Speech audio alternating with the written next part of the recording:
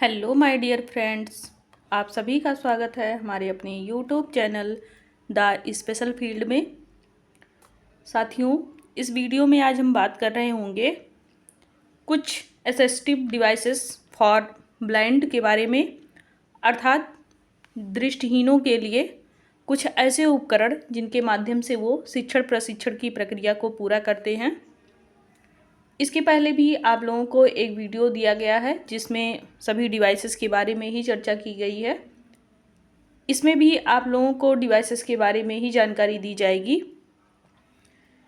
हो सकता है आपको कुछ डिवाइसेस जो आपको पिछले वीडियो में मिले थे वो इसमें भी मिल जाएं, तो आप लोगों को कुछ पिछले डिवाइसेस और कुछ नए डिवाइसेस के बारे में भी यहाँ जानकारी हो जाएगी और दोबारा आप लोगों का रिवीजन हो जाएगा अगर आप लोग फिर से वही डिवाइसेस के बारे में यहाँ पर अगर डिस्कशन की जाएगी तो चलिए शुरू करते हैं। सबसे पहले हमारा ब्रेलर आता है। इसके बारे में पिछले वीडियो में आप लोगों को बताया गया है, यहाँ भी एक बार आप लोग फिर से देख लें।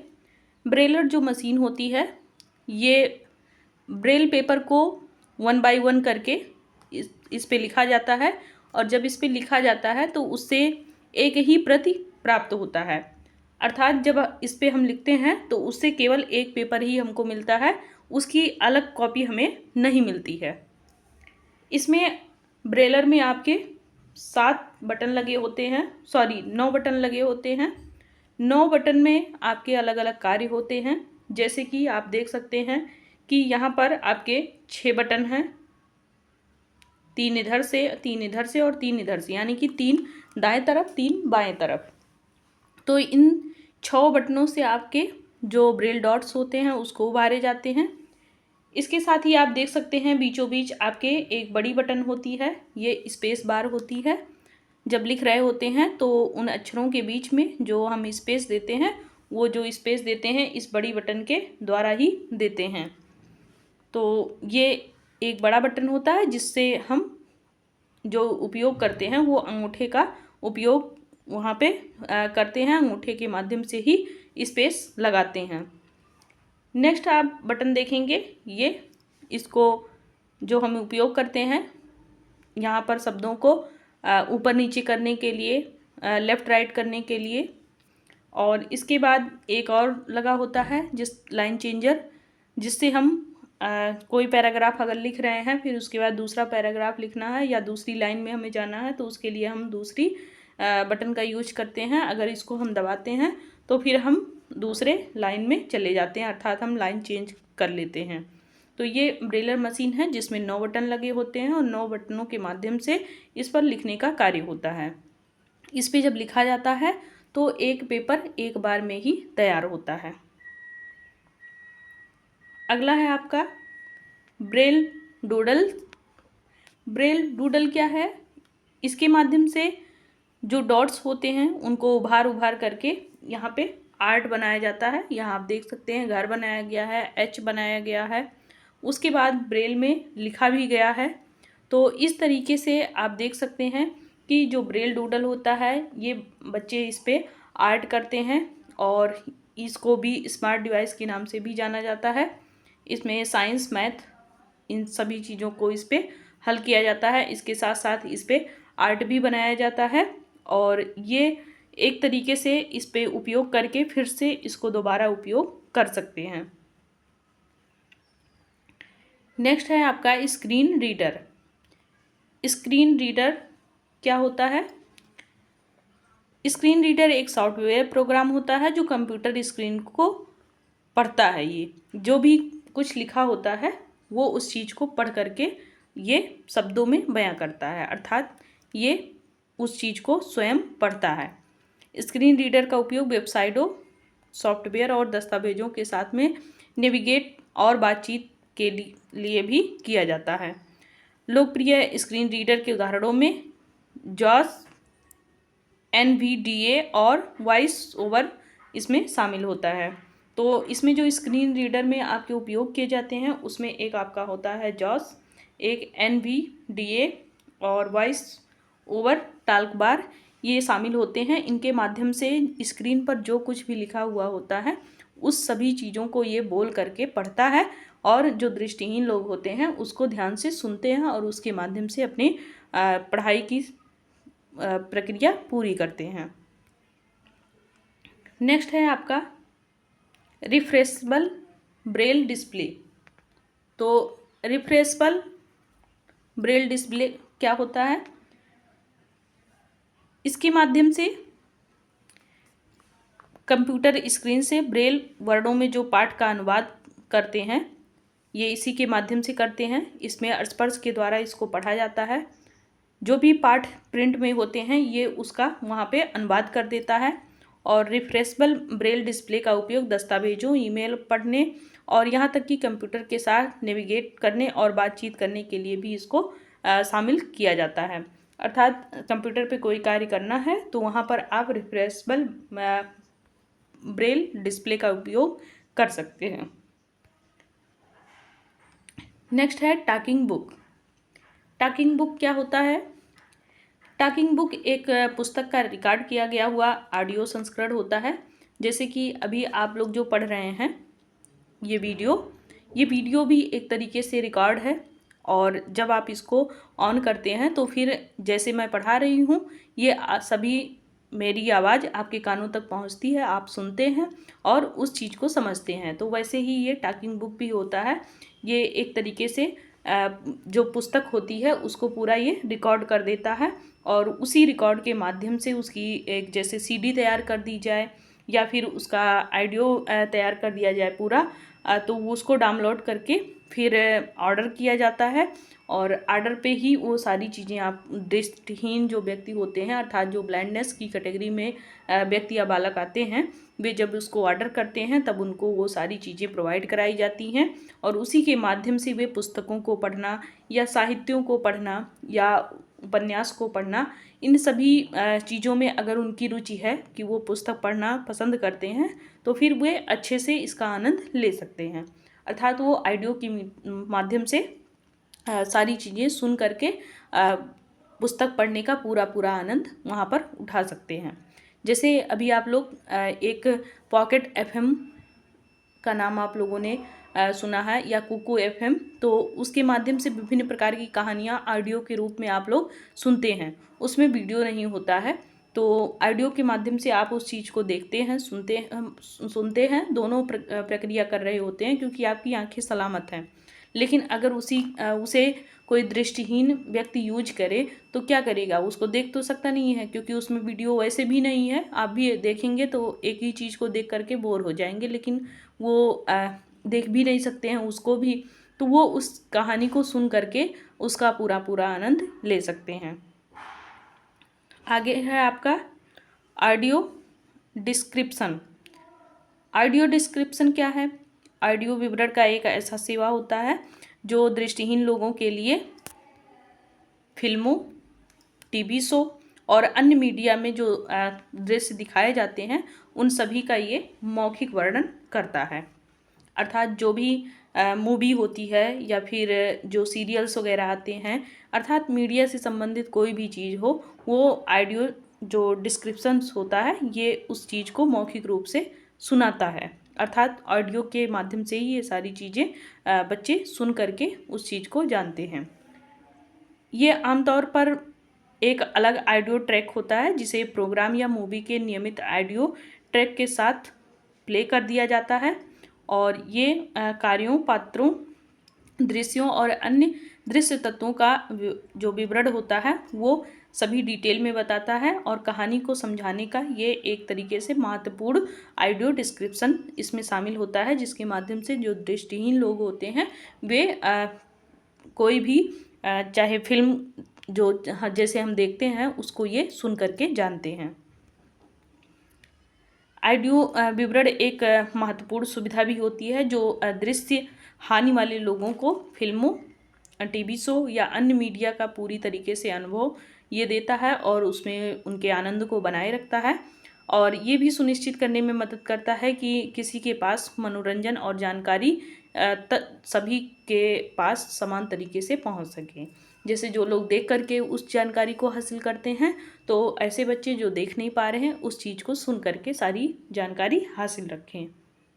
नेक्स्ट है स्मार्ट केन। स्मार्ट केन क्या होता है? IIT दिल्ली द्वारा विकसित smart cane for the blind एक अभिनव उपकरण है जो दृष्टिबाधित व्यक्तियों को अपने परिवेश को सुरक्षित और स्वतंत्र रूप से नेविगेट करने में मदद करता है। ये एक तरीके से जो आपका स्मार्ट केन होता है ये सेंसर युक्त होता है, और ये जो भी ब्लाइंड बच्चे होते हैं इसको अपने क्षेत्र में जहाँ भी वो यूज कर रहे होते हैं स्वतंत्र पूर्वक इसको यूज कर लेते हैं, और इससे उनको काफ़ी मदद भी मिलती है। इसमें अल्ट्रासोनिक सेंसर होता है जो स्मार्ट केन उपयोगकर्ता के पथ को बाधाओं का पता लगाने में मदद करता है।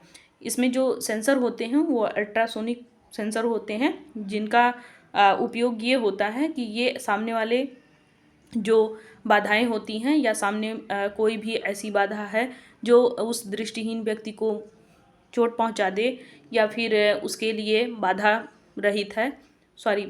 युक्त होता है, उस चीज़ को ये पहले से ही अलर्ट कर देता है जो दृष्टिहीन व्यक्ति होते हैं उनको, कि फिर वो आगे ना बढ़ें। तो इससे क्या होता है कि कोई भी खतरा अगर आना होता है तो इससे ये बच जाते हैं। सेंसर केन के शीर्ष पर लगाए जाते हैं ये, और इस पर जो सेंसर का होता है थोड़ा सा पार्ट वो पूरा जो कवर करता है वो सबसे ऊपर ही लगा होता है, और एक उसमें से आवृत्ति यानी कि तरंग निकलता रहता है उससे, और वस्तुओं से वो जा कर के टकराता है। अर्थात उससे जब जाके टकराता है तो फिर वहीं से वापस लौट भी आता है, और ध्वनि तरंग को वापस आने में लगने वाले जो समय का उपयोग है वो वस्तु की दूरी की गणना करने के लिए भी उपयोग किया जाता है कि कितने दूर पर वो वस्तु है जिससे बच्चा चोटिल हो सकता है या फिर उसे हानि पहुंच सकती है। कंपन प्रक्रिया क्या है स्मार्ट केन में? तो स्मार्ट केन में कंपन के रूप में उपयोगकर्ता को हैप्टिक प्रतिक्रिया प्रदान करता है। कंपन की तीव्रता बढ़ जाती है क्योंकि उपयोगकर्ता एक बाधा के करीब पहुंच जाता है, और बाधा की जो दूरी होता है वो संकेतों के माध्यम से यहाँ पर प्रदान कर देता है। अर्थात जो भी बाधा आती है वो जो सेंसर होता है वो वहाँ पे हल्का सा वाइब्रेट करने लगता है, जिससे जो बच्चा दृष्टिहीन होता है छड़ी को पकड़ के रखता है वो जान जाता है कि आगे कोई ना कोई वहाँ पर बाधा है। हल्के और एर्गोनोमिक डिजाइन।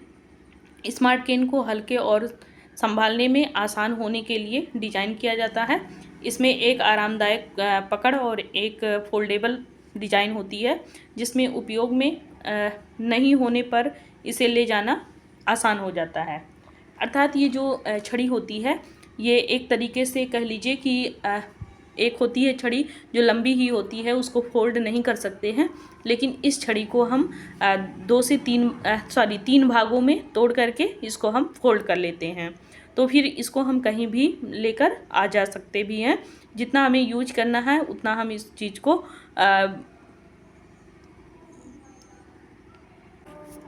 खोल करके यूज कर सकते हैं, फिर उसको हम रख सकते हैं और कहीं किसी दूसरे स्थान पर भी ले जा सकते हैं। इससे क्या होगा कि जो छड़ी होगी उसको कहीं भी हम अपने सुविधा के अनुसार लेकर जा सकते हैं और फिर हम उसका उपयोग वहाँ भी कर सकते हैं। इससे जो दृष्टिहीन लोग होते हैं उनको काफ़ी हद तक मदद मिलती है, क्योंकि जो एक छड़ी आती है आपकी जो कि स्मार्ट केन नहीं होती है वो फोल्ड नहीं कर सकते हैं, फोल्डेबल नहीं होती है कि उसको आप फोल्ड करके रख लें, तो लाने ले जाने में वो कहीं ना कहीं परेशानी भी उत्पन्न करती है।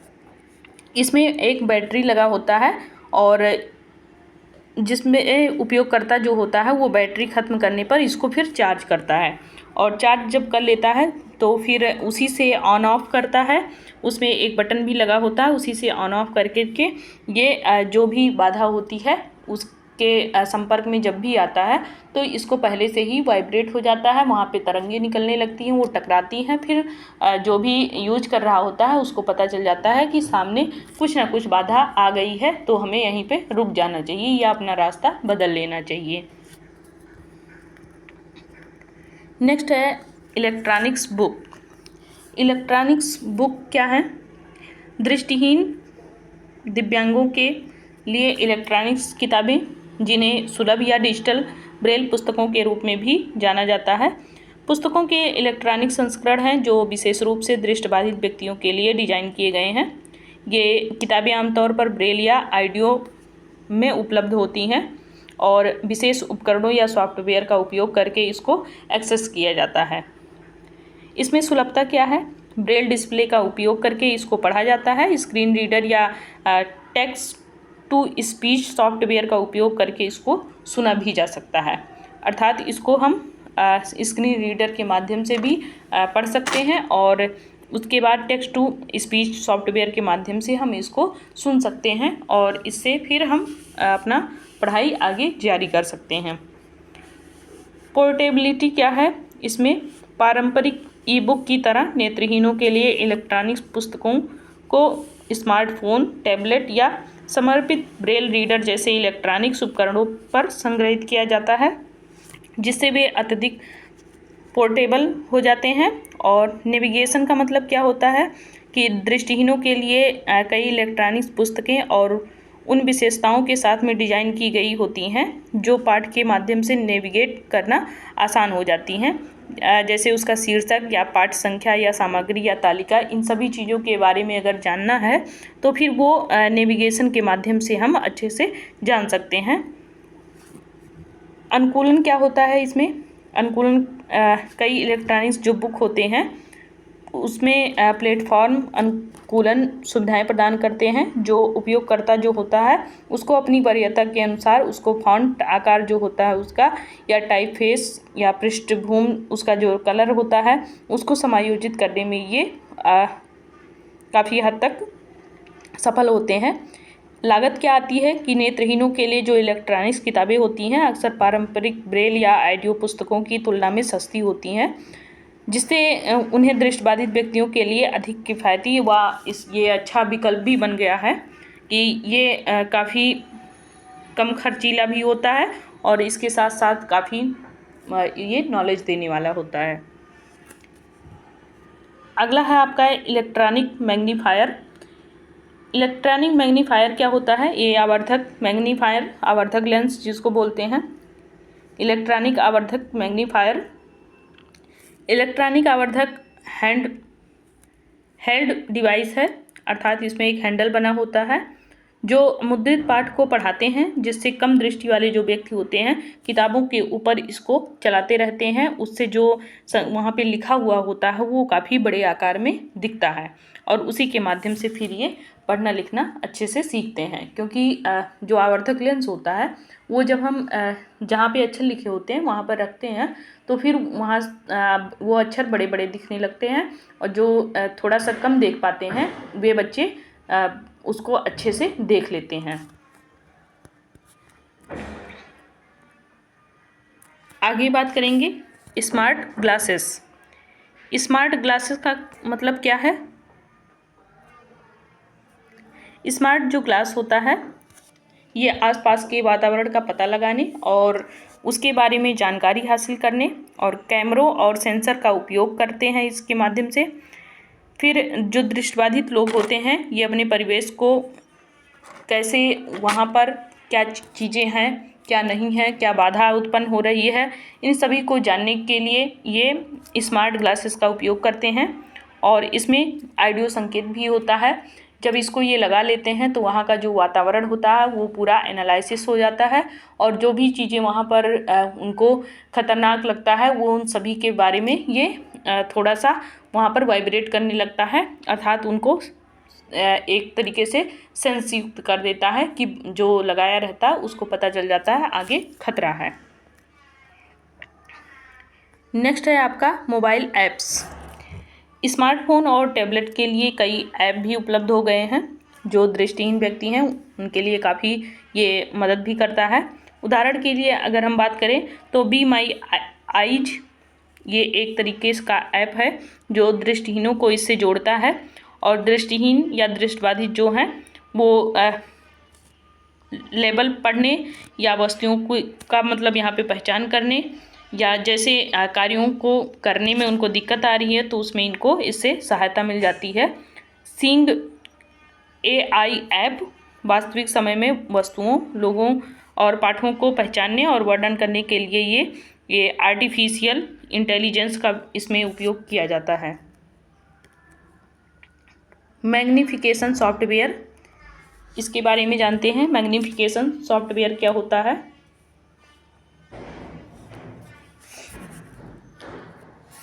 आवर्धन सॉफ्टवेयर, ये सॉफ्टवेयर कंप्यूटर स्क्रीन के कुछ हिस्सों पर जूम इन करके डिजाइन किया गया है, जिससे कम दृष्टि वाले जो व्यक्ति होते हैं, अर्थात कम देखने वाले जो व्यक्ति होते हैं, लो विजन कैटेगरी वाले, वे इससे पढ़ना और आसानी से देखना, ये दोनों कार्य करते हैं। आवर्धक सॉफ्टवेयर के उदाहरणों में जूम टेक्स्ट और मैजिक इसमें शामिल है। ये आप देख सकते हैं, ये है, ये भी है आपका डेजी प्लेयर। अब इसके बारे में जानते हैं, डेजी प्लेयर क्या होता है।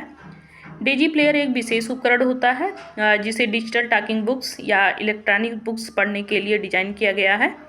इसमें बटन का उपयोग करके हम नेविगेट कर सकते हैं, और ये उपकरण विशेष रूप से उन व्यक्तियों के लिए है जो बच्चे एकदम से देख नहीं पाते हैं। अगला आप देख लेंगे, वायरेबल डिवाइसेस। स्मार्ट वॉच या फिटनेस ट्रैकर जैसे उपकरण दृष्टिहीन लोगों के लिए काफ़ी उपयोगी साबित हो रहे हैं। उदाहरण के लिए कुछ स्मार्ट वॉच में अंतर्निहित आवाज़ सहायक होती है, ये स्क्रीन रीडर होते हैं, जबकि कुछ फिटनेस ट्रैकर भी इसमें शामिल हैं, जो ये बच्चे अच्छे से इसको यूज करते हैं, और ये इनको एक तरीके से वाइब्रेशन के माध्यम से सारे संकेत बता देते हैं। Artificial intelligence solution. Artificial intelligence solution क्या है, इसको थोड़ा सा बड़ा करते हैं। हाँ, इसमें आप देख सकते हैं, सबसे पहले है स्वास्थ्य निगरानी। AI द्वारा ये संचालित स्वास्थ्य निगरानी तकनीक दृष्टिबाधित जो व्यक्ति होते हैं उनको अपने स्वास्थ्य कल्याण को अधिक प्रभावी ढंग से प्रबंधित करने के लिए ये मदद करती है। इसमें स्मार्ट घड़ियाँ जैसे पहनने योग्य उपकरण, और इसमें शारीरिक गतिविधि, हृदय गति और अन्य महत्वपूर्ण स्वास्थ्य मैट्रिक्स को ट्रैक करते हैं ये, जबकि AI संचालित ऐप व्यक्तिगत स्वास्थ्य सलाह और इसमें उनको अनुस्मारक प्रदान करते हैं। अर्थात इसमें जो स्वास्थ्य निगरानी करता है वो उसमें क्या शामिल है आपके, इसमें सबसे पहले तो आपके स्मार्ट जो घड़ी होती है, स्मार्ट वॉच, वो शामिल होता है। ये जो व्यक्ति लगाया रहता है उसके शरीर की अन्य गतिविधियों के बारे में बता देता है, जैसे कि उसकी शुगर लेवल, उसका जो BP है या फिर हृदय की गति है, ये सभी बता देता है कि व्यक्ति जो पहन रखा है घड़ी, उसके अंदर ये सारी चीज़ें ठीक हैं या नहीं ठीक हैं, इसके माध्यम से निगरानी कर सकते हैं। नेक्स्ट है सामाजिक संपर्क। AI संचालित सामाजिक संपर्क तकनीक में जो दृष्टिहीन लोग हैं उनको दूसरों के साथ में जुड़ने और सामाजिक स्थितियों में अधिक पूरी तरीके से भाग लेने में ये मदद करता है। या इसमें भाषण पहचान और अन्य संश्लेषण तकनीक भी इसमें शामिल है, जो बातचीत को सुविधाजनक बनाने में मदद करती है। और साथ ही ये सोशल मीडिया और मैसेजिंग ऐप जो दृश्य हानि वाले लोगों के लिए अधिक सुलभ होने के लिए ये डिजाइन किए गए हैं कि उनके लिए ये अधिक आसान रहे। नेक्स्ट है छवियों के लिए ऑडियो विवरण। AI संचालित छवि पहचान तकनीक छवियों और ग्राफिक्स या ऑडियो विवरण प्रदान कर सकती है। इसमें जो नेत्रहीन व्यक्ति हैं उनको इन्फोग्राफिक्स और चार्ट जैसी दृश्य सामग्री को समझने और उसको सराहना की अनुमति देता है कि ये भी उस जो भी चित्र सामने बना हो उसको समझने में ये भी प्रयास कर सकते हैं छवियों या ऑडियो के विवरण के माध्यम से।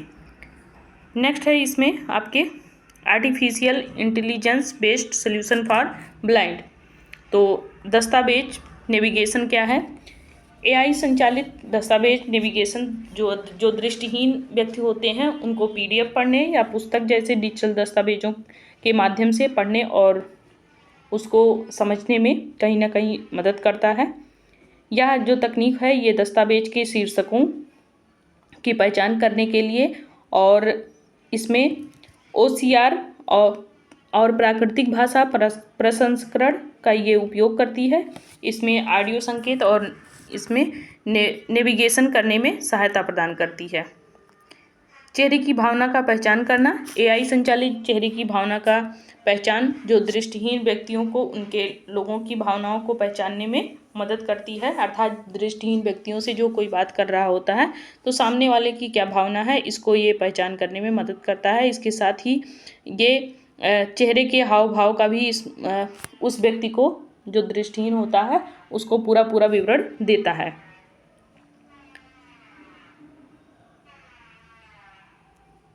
ये आप देख सकते हैं, ये मशीन है।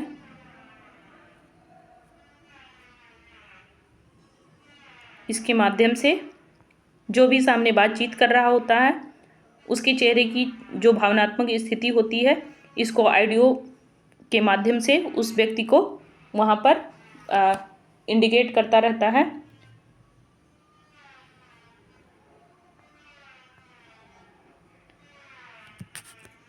इसके साथ ही आपका ये चैप्टर समाप्त होता है। इसमें आप लोगों ने जितने भी डिवाइसेस के बारे में जानकारी हासिल की उन सभी के बारे में एक बार आप लोग फिर से दोबारा सारी चीज़ें देख लीजिएगा कि कैसे कैसे इसको यूज किया जाता है। एक बार में ना समझ में आए दोबारा वीडियो देखिएगा, क्योंकि ये डिवाइसेस जल्दी आपको गूगल पे इतने अच्छे तरीके से अरेंज होकर के नहीं मिलेंगे। तो इससे अच्छा है कि आप वीडियो को वॉच करें, जो जानकारी आपको नहीं है वो जानकारी भी आपको यहाँ से मिल जाए। ये आपकी जो मशीन है इसको आप देख सकते हैं, इससे ग्लूकोज का चेक करना या फिर थर्मामीटर, BP चेक करना और टॉकिंग पल्स मीटर, ये सभी इससे चेक किए जाते हैं। तो इस वीडियो में बस इतना ही, बाकी अन्य किसी ब्रेल के वीडियो में मिलेंगे। तब तक के लिए बाय बाय, टेक केयर, ख्याल रखिएगा। वीडियो को वॉच करिएगा तथा अपने अन्य साथियों को भी शेयर करिएगा।